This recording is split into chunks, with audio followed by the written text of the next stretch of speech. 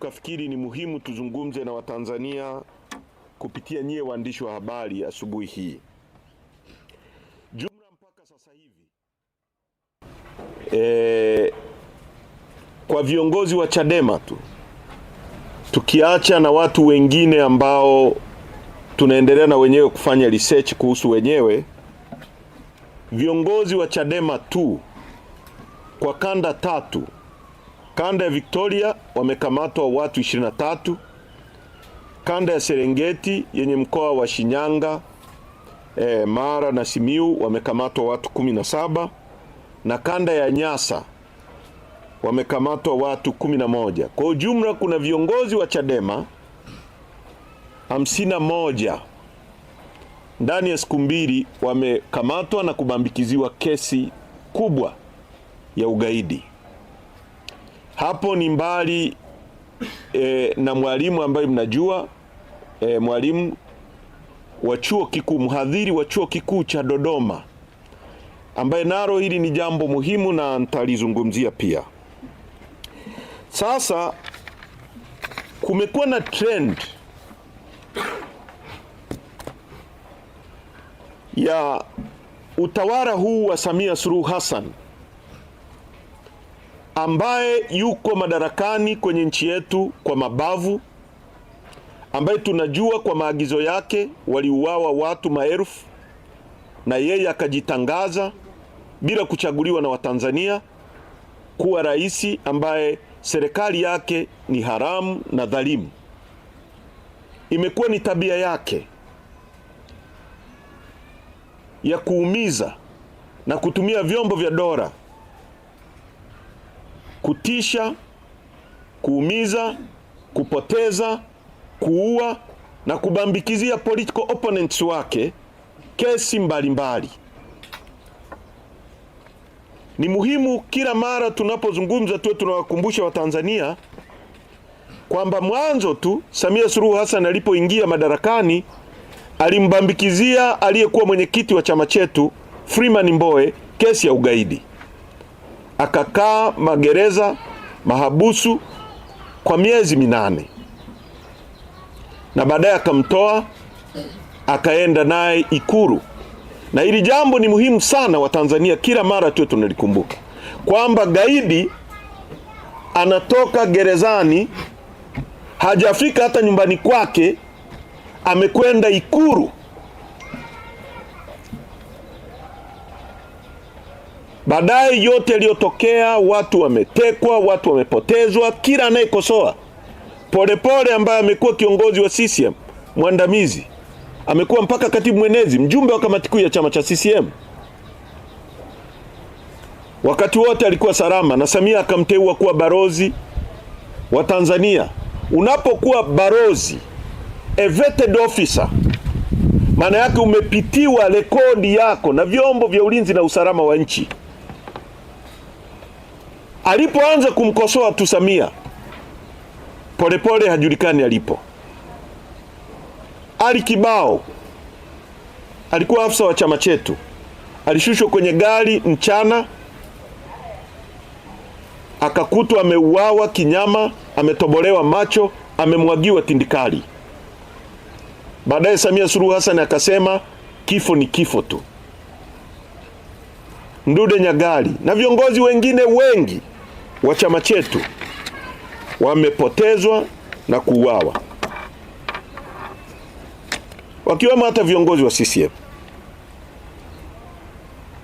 Hivi karibuni tumekuwa tukihangaika na tunahangaika na kesi ya mwenyekiti wetu Tundu Lissu, ambaye tangu mwaka jana mwezi wa 4 tarehe 9 alikamatwa kwa mabavu tukiwa kwenye ziara ya chama. Amewekwa mahabusu ya magereza mpaka sasa. Kesi imesimama. It's a politically motivated case. Ni kesi ya mtu ambaye anapaswa kushindana kisiasa, ameshindwa, anaonea viongozi anaopaswa kushindana nao. Leo Lissu yuko ndani kwa mwaka mmoja na miezi 4 sasa.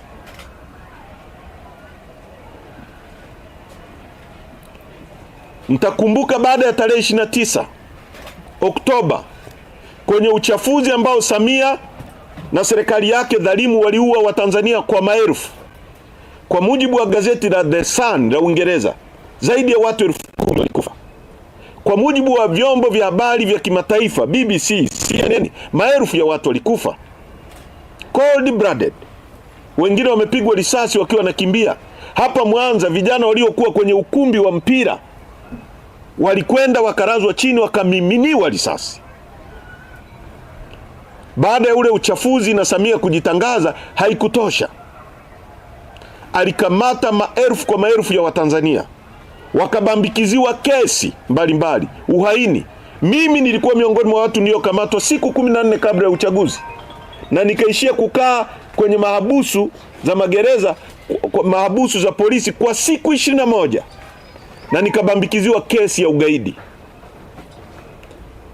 Baadaye nikawa napewa masharti, nilipoyakataa baadaye wakaniachia. Mpaka leo gaidi akaachiwa.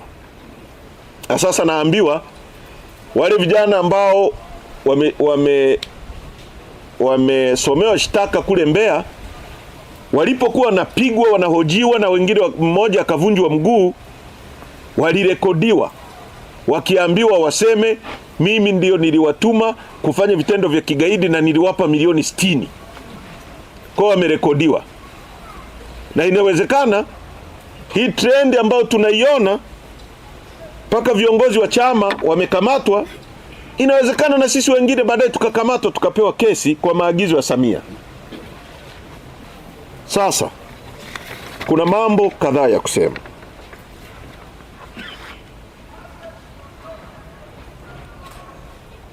Nchi kama hii ambayo imepoteza leadership haiwezi kuendelea. Implication za mambo haya ni, kwa kizungu wanasema ni far reaching, ni kubwa kuliko mnavyoweza kuelewa.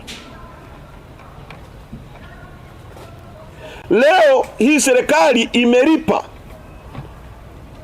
kampuni ya kimataifa ya lobbying zaidi ya bilioni 6 kwa mwaka, na zipo kampuni 3 kusafisha taswira ya Samia Suluhu Hassan na serikali yake na nchi kwa uchafu ambao wamefanya wa kuua maelfu ya watu. Baadaye wewe unalipa watu fedha, kesho yake unakamata watu 51 unasema ni magaidi, viongozi wa chama cha siasa. Sasa ni mtalii gani anaweza kulipa pesa zake akaja kwenye nchi ambayo ina magaidi, ambayo serikali yenyewe imekiri kuna magaidi? Ni mtalii gani ambaye anapenda maisha yake anakwenda kwenye nchi ambayo kuna magaidi zaidi ya 50 kwa uthibitisho wa serikali? Hapa tujazungumzia bodaboda ambao wamekamatwa. Huyo mtalii atarara kwenye hoteli gani akiwa na amani kama hiyo hoteli haitalipuka usiku wake? Mnaita wawekezaji waje kuwekeza Tanzania. Nani anaenda kuwekeza kwenye nchi ambayo serikali inasema tuna magaidi 51? Mnajenga viwanja vya mpira, mnaita watu kwenye Afcon Tanzania. Nani anaenda kwenye nchi ambayo kuna ugaidi? Mmeshawahi kuona mipira inaenda kuchezwa Afghanistan, Iraq? Mmeshawahi kuona hivyo vitu? Kwa sababu nani atakwenda kwenye kiwanja akakae kwa amani, kiwanja ambacho kina watu 30,000-40,000 wakati hiyo nchi ina ugaidi? Nani anaweza kufanya vitu vya hivyo? Kwa kitendo cha hawa watu kutangaza kwamba nchi yetu ina ugaidi wakati wanajua ni uongo, ni vitendo vya hatari vinavyochafua nchi yetu. Na baadaye sisi tukisema wanasema kwamba sisi tunachafua nchi. Sasa nataka niwaambie, tutaandika barua za kueleza mambo haya kwenye jumuiya zote za kimataifa. Tutaandikia FIFA kwamba serikali inatangaza kwamba kuna ugaidi nchi hii. Tutaiandikia CAF kwamba hii serikali ya Samia inatangaza kuna ugaidi. Kwa hiyo rethink kuhusu hili jambo. Kwa sababu kama kuna ugaidi, mnaletaje watu kwenye nchi hiyo ambayo serikali yenyewe inasema kuna ugaidi? Na sisi wasiseme tunachafua, sisi tunaeleza kile ambacho wao wameshakisema. La pili, Bwana DPP Mwakitaru, mkurugenzi wa mashtaka,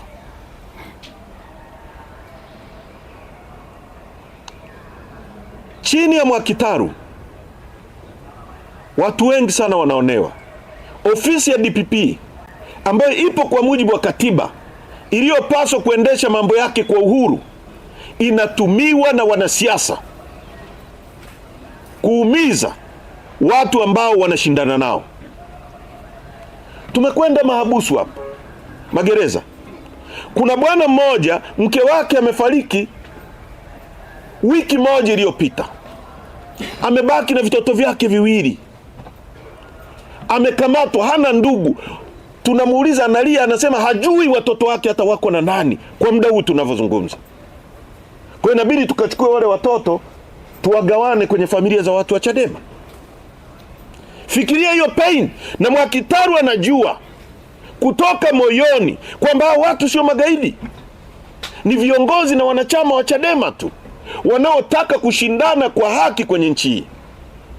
Kwa hiyo tunafikiri ofisi ya Mwakitaru na ofisi ya DPP ni ofisi inayopaswa kufumuliwa na kuundwa upya, na ndio maana tunataka katiba. Na namkumbushe Mwakitaru, yeye ni wakili, ni mwanasheria, asome kesi ya Nuremberg trial. Henchmen, watu waliokuwa natumiwa na serikali ya Adolf Hitler, waliokuwa natumiwa na Hitler, wakina Hermann Göring, kuumiza watu, waziri wa mambo ya nchi za nje. Kisingizio chao kilikuwa ni kwamba sisi tulikuwa tunapewa maagizo kutoka juu. Haikusikilizwa kwa sababu maagizo kutoka juu sio sheria. Waliulizwa sheria ilikuwa inakuelekeza nini. Inakuwaje kwenye nchi hii?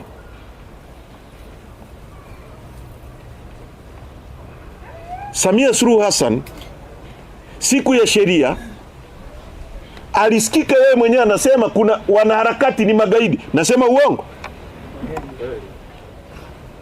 Siku ya sheria ndio Samia Suluhu Hassan alisema wanaharakati ni magaidi. Baada ya hapo watu 51 ndani ya wiki mbili wamepewa kesi za ugaidi. Kwa ni maagizo ya Samia Suluhu Hassan kuwabambikizia watu kesi za ugaidi. Kwa ni conspiracy ya kuumiza viongozi wanaompinga ambao wapo kwa mujibu wa sheria.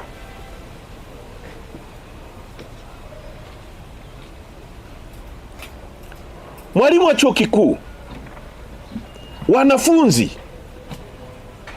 ukisoma azimio la Kampala la mwaka 1990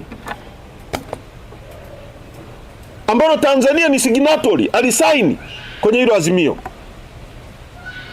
tunazungumzia intellectual freedom, uhuru wa kitaaluma. Tulikubaliana kwamba wanataaluma wote wana uhuru wa kufanya utafiti, wana uhuru wa kuchapisha machapisho yao yanayohusu utafiti waliofanya, wana uhuru wa kuunda vyama vya kitaaluma, trade unions za kutetea maslahi yao na kudai uhuru zaidi wa kufanya kazi zao. Mimi nimesoma chuo kikuu, na wale ambao tumesoma chuo kikuu tunaelewa kwamba chuo kikuu ni tanuru la kuoka fikra, ni tanuru la kusugua mawazo. Chuo kikuu sio sehemu ya kujaza watu hofu. Hata zama za chama kimoja, zama za Mwalimu Nyerere, ambapo kwenye maandiko yote ilikuwa ni zidumu fikra za Mwalimu Nyerere, zidumu fikra za mwenyekiti wa CCM. Lakini chuo kikuu walikuwa napinga sera mbalimbali za Mwalimu. Na kule chuoni Mwalimu alikuwa anaenda kusikiliza. Chuo kikuu cha Dar es Salaam, ambapo UDASA imekuwa ni sehemu ya kutesti tunahitaji hypothesis, tafiti mbalimbali kwamba kwa nini sheria zetu haziwe applied vizuri. Pale ndio watu wanafanya ushindani, watu wanachapisha, wanaandika maandiko. Dunia nzima ndivyo ilivyo. Hata Adolf Hitler, dikteta, hakuwahi kuingilia vyuo vikuu. Kwa sababu kwenye vyuo vikuu ndio mtu atajiuliza, kwa nini hii gari ilitengenezwa inaenda mbele tu? Kwa nini isitengenezwe inaenda upande upande? Kwa nini hii gari inakunywa mafuta hivi? Kwa nini tusitengeneze valve ambazo zitapunguza mafuta? Ni kwenye chuo kikuu. Samia Suluhu Hassan na serikali yake wanataka kucontrol mpaka mawazo ya watu wa vyuo vikuu. Namna ya kufikiri kwamba nchi hii mtu anayefikiri vizuri ni Samia Suluhu Hassan na watu waliojiweka madarakani kwa kuua watu. Watu wengine wakiwa na fikra tofauti ni magaidi. Mwalimu wa chuo kikuu anapokamatwa, maana yake Samia na send signal kwamba nchi hii inatakiwa vyuo vikuu vyote viwe mbumbumbu. Tusubiri yeye atakachofikiri, ndio hicho kiko sahihi.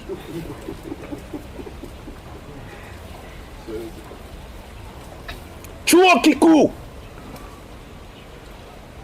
Na ni mambo ya ajabu kwamba watu kama Kabudi, ambaye tunakumbuka Kabudi huyu akiwa chuo kikuu cha Dar es Salaam, akiwa UDASA. Kabudi amejulikana kwa nini? Si kwa kupiga kelele alizokuwa anapiga UDASA pale. Kitila Mkumbo, si ndio alikuwa anaendesha mijadala mikubwa kuhusu katiba. Huyu Kabudi yuko on record. Wakina Said Chachage, wakina Profesa Holb Othman. Leo mwalimu wa chuo kikuu anapokamatwa kwa freedom ya thinking, na ninashangaa mpaka sasa wanafunzi wanaingia darasani, walimu wanaendelea kufundisha, mwenzao wamekamatwa. Unajiuliza ni nchi gani hii? Hao ni wahadhiri kweli? Na wanafikiri hili linamhusu Mwalimu Kaijage, mhadhiri Kaijage wa UDOM. Nataka niwakumbushe walimu wote wa vyuo vikuu na wanafunzi, wakati wa Adolf Hitler, kasomeni Bati Nemora aliyekuwa askofu na mchungaji kwenye serikali ile. Anasema Adolf Hitler alipoanza kuua wafanyabiashara na kushughulikia wafanyabiashara, alisema mimi sio mfanyabiashara, mimi ni mchungaji, hayanihusu. Baadaye akaanza kushughulikia trade unionist, watu wa vyama vya wafanyakazi, akasema I'm not a trade unionist, hayanihusu. Akaanza kushughulikia Jewish ambao aliua zaidi ya Wajewish wa Israeli zaidi ya milioni 6, akasema mimi sio Muisraeli, hayanihusu. Akashughulika na walimu, akasema mimi sio mwalimu, hayanihusu. Baadaye akaja kushughulika na viongozi wa dini. Martin Nemora akasema nilipogeuka nyuma nikajikuta nimebaki mwenyewe, kumbe ningetetea yule wa kwanza asingenifikia mimi. Walimu wa vyuo vikuu na wanafunzi ambao mko madarasani, walimu mnaenda kufundisha, mnafundisha nini? Mwenzenu amepewa kesi ya ugaidi ya uongo. Utasema ni Kaijage wa UDOM, kesho utakuwa wewe wa Sauti, kesho kutu atakuwa yule Juma wa chuo kikuu cha Dar es Salaam, siku nyingine atakuwa mwalimu fulani. Kwa sababu tuliposema, alipobambikiwa kesi Lissu, walisema ni Lissu. Leo wamefikiwa walimu wa vyuo vikuu, kesho itakuwa waandishi wa habari, kesho kutu itakuwa wachezaji, siku nyingine itakuwa wasanii. Hakuna mtu ambaye yuko salama chini ya utawala wa huyu mama. Lazima tupige kelele. Lazima tupige kelele. Nimemsikia Bwana Nchimbi anazungumza, na kwa kifupi alichosema Nchimbi ni kwamba wanaozuia katiba ni kikundi ambacho kiko chini ya Samia Suluhu Hassan. Ndicho alichosema Nchimbi. Kwa sababu Nchimbi atasema Samia anataka katiba, lakini wakati huo anatuambia tukomae tupate katiba. Sasa maana yake ni nini? Maana yake ni nini? Nyewe mnaelewaje? Kwamba kama Samia anataka katiba, Nchimbi anasema anataka katiba, sasa nini kinachoizuia mpaka tukomae? Si inatakiwa ije yenyewe tu bila kukomaa? Sasa kama wanataka wote, na wao ndio wana mitutu ya bunduki, na wao ndio wanazuia, na wao ndio wana bunge fake lile, ndio wana control kila kitu, nani anayezuia sasa? Nchimbi ametumia lugha ya picha kutuambia nani anayezuia katiba. amesema Nchimbi kwamba wanaharakati sio magaidi. Nani kwani aliyesema wanaharakati ni magaidi kama sio Samia Suluhu Hassan ambaye ni bosi wake Nchimbi? Nani aliyesema hivyo? Si Samia ndio amesema wanaharakati ni magaidi? Sasa Nchimbi anapotuambia kwamba wanaharakati sio magaidi, rais anasema wanaharakati sio magaidi, hapo anatuambiaje? Kwamba tufuate kauli yake au ya yule aliyesema wanaharakati ni magaidi? Kwa Nchimbi anatuambia anayesema wanaharakati ni magaidi ni huyu, na ndio ukweli. Nchimbi anasema kuna watu wananufaika, kuna rais atanufaika na katiba mbovu hii. Kwani nani rais ambaye ananufaika na katiba hii, ambaye ameua maelfu ya watu na kujitangaza kwa uongo? Nani anayenufaika naye? Kwani hamuelewi alichosema Nchimbi? Anasema kuna watu wanabambikia watu kesi. Hapa tuna watu 51 nimewaambia, viongozi, akiwemo katibu wetu wa kanda Jackson Mnyawami. Kwa Nchimbi anatuambia anayeagiza, na ni ukweli tumeuona, kwa sababu Samia alizungumza siku ya sheria akasema kuna magaidi, baadaye watu wamekamatwa. Kwa hiyo anayeagiza kwa mujibu wa Nchimbi na kitu tunachoona na ambacho tunajua na ambacho tumesikia, Samia Suluhu Hassan ndio anayetoa maagizo ya watu kuumizwa kwenye nchi. Ninawaomba Watanzania tuungane kwa pamoja, tukatae mambo haya. Hakuna aliye salama. Chama chetu na sisi viongozi wa Chadema tutafanya yale tunayoweza. Wanachama wenzangu, kwanza msiogope. This is a kick of a dying horse. Farasi ambaye yuko dakika za mwisho. CCM imefika mwisho, ndiye anarusha mateke ya aina hii. Na sisi we want to be blackmailed. Hatutakubali kuwa blackmailed. Hakuna atakaye tushinikiza kufanya kitu ambacho kiko nje ya utaratibu wa sheria na nje ya haki. Hatakubali. Hatutapigia mtu yoyote magoti kwa uongo. Kwa wanachadema wawe imara. Mawakili wetu watashughulikia mambo haya.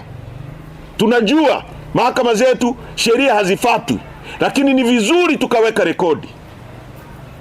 Natumia nafasi hii kuagiza mawakili wetu, mwanasheria mkuu wa chama na mawakili wengine wote, aandae timu maalum za kuendelea kupambana kuhakikisha viongozi wetu hao wanaachiliwa immediately, wanarudi kwenye shughuli zao. Wanachama wetu nchi nzima, hakikisheni mnaonana na familia hizo za watu ambao ndugu zao wamekamatwa. Tuwasaidie familia zao zisilale njaa kwa sababu watu wao hawapo. Kama tutakula makande, tutakula makande wote. An injury to one of us is an injury to all of us. Maumivu ya mmoja wetu ni maumivu ya wanachadema wote. Kesi ya hawa viongozi sio kesi ya wale viongozi tu, ni kesi zetu sote wanachadema tulioko nje. Tunahitaji kuwa na mshikamano zaidi kipindi hiki. Testing time. Lakini nyakati nzuri ambazo wazungu wanasema when the going get tough, the tough get going. Mwendo unapokuwa mgumu, wale wagumu ndio wanasonga mbele. Na ni kipindi hiki ambacho wanachadema tutapimwa na tutaona ni kwa kiasi gani tunaamini yale tunayoyapigania. Tunaamini kiasi gani katika kubadilisha nchi. Tunaamini kiasi gani katika kuleta mabadiliko ambao watu wengine hawataumizwa kama tunavyoumizwa na Samia. Ili watu wengine watakao kuja kuishi baada yetu waseme wazee wetu waliishi wakatuondolea adha, wakaumia ili sisi tuishi vizuri. Wakumbuke makaburi yetu, wakumbuke majina yetu, kwamba hawa walitoa damu zao na miili yao ili leo sisi tuendeshe gari bila hofu. Nchi imejaa hofu. Hakuna anayejua nani atatekwa, hakuna anayejua nani atawekewa kesi, hakuna anayejua nani atapigwa risasi. Nchi imejaa hofu. Tunapaswa kuondoa hofu hii. Na hofu hii ni hofu inayoletwa na serikali dhalimu ambayo haijachaguliwa na watu. Tusaidiane. Nyie ambao kama ni waandishi wa habari kweli, andikeni vitu ambavyo vina msingi na nchi. Tusilete propaganda. Hakuna ambaye yuko salama hapa. Mkitumiwa kupewa vishilingi 50,000, mnatoka kwenye hoja ambazo ni za msingi. Badala ya kuandika mambo ya msingi, mnaandika mambo ya kitoto. Watu wanaiba pesa kwenye mafuta, watu wanabambikia watu kesi, watu wanaiba pesa kwenye bandari zinauzwa, ardhi ya nchi yetu. Huyu mama anakwenda kuzindua eti ujenzi wa SGR kutoka Tabora kwenda Kigoma. Hivi unaweza kwenda shambani kuvuna mahindi wakati hata hujalima shamba? Hiyo SGR kutoka Dar es Salaam mpaka kufika Tabora imemshinda. Anaenda kuzindua tena kipande kingine ambao ile ya kuunganisha hana. Hivi sisi ni wajinga kiasi gani? Haya ndio mambo ya kuandika, kuwaeleza Watanzania nini kinaendelea. Yaani wewe unataka uhamie kwenye nyumba, huna hata msingi, huna hata jiwe, unaenda kujenga, una mabati, huna msingi, unaenda kuwezeka kwenye nini?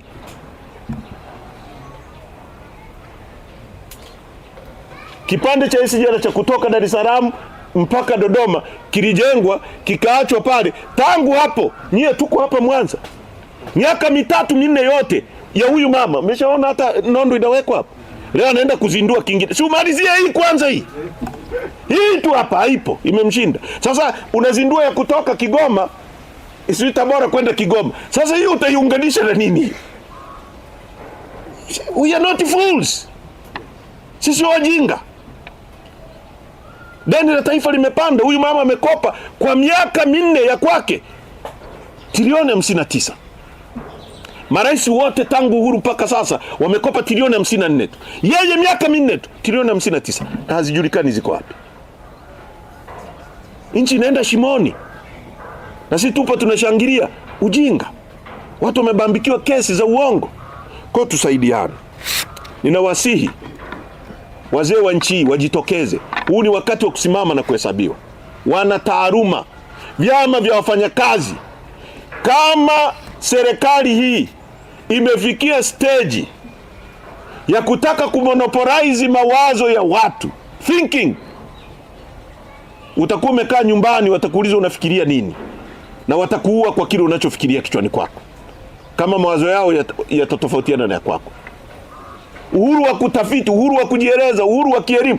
Chuo kikuu, hii ni jambo kubwa. Hili ni jambo kubwa kuliko yote. Chuo kikuu ni sehemu ya kusugua fikra, ni tanuru la kuoka mawazo, ujuzi, uelewa. Chuo kikuu sio sehemu, sio tanuru la kujaza watu hofu. Chuo kikuu sio kiota cha vitisho. A university. Mwalimu wa chuo kikuu anapokamatwa ni signal kwamba Samia anataka nchi nzima itue mambumbumbu. Hatutakubali kuwa mbumbumbu. Wale wachache mtakao kubalini nyie. Sisi wanachadema hatutakubali at least kuwa mambumbumbu ambao Samia atafikiri kwa niaba yetu. Hatutakubali. Na tutasimama, tutahesabiwa. Na Mungu atatuongoza kuokoa nchi hii. Asanteni kwa kunisikiliza. Asante sana Mheshimiwa Makamu kwa hotuba nzuri kwa Watanzania. Mheshimiwa Makamu, kuna tukio moja muhimu sana. Hapa tulipo wapo baadhi ya ndugu ambao waume zao, watoto wao, ndugu zao wako gerezani. Na kama ambavyo umeeleza, wamekamatwa katika mazingira ya ajabu. Wengine walikamatwa usiku wakiwa uchi,